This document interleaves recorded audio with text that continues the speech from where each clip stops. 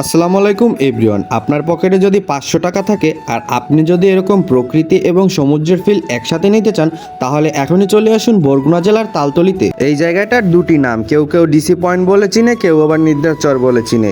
এখানে আপনি বন্ধু বান্ধব কিংবা আপনার ফ্যামিলি নিয়ে আসতে পারবেন। নিদ্রাচর যেতে কত টাকা খরচ হয় এবং কিভাবে যেতে হয় সেটিও থাকছে আজকের ভিডিওতে, তাই ধৈর্য ধরে পুরো ভিডিওটি দেখতে থাকুন।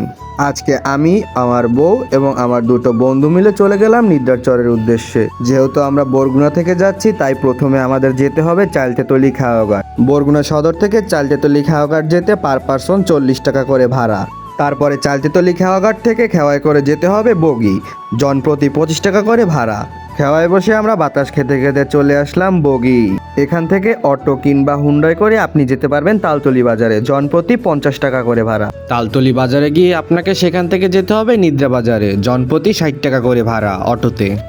আমরা এখন আছি নিদ্রা বাজারে। নিদ্রা বাজারের পাশ থেকে একটি অবদার রাস্তা গিয়ে, সেখান থেকে আপনি চাইলে 5 থেকে 7 মিনিট হেঁটেও যেতে পারবেন, আবার সেখান থেকে ট্রলার ছাড়ে, জনপ্রতি 10 টাকা করে ভাড়া। আপনার হাতে যদি কিছু সময় থাকে এবং আপনি যদি এত সুন্দর প্রকৃতির মাঝে হারিয়ে যেতে চান, তাহলে দেরি না করে এখনই বন্ধুবান্ধব কিংবা ফ্যামিলি নিয়ে চলে আসুন।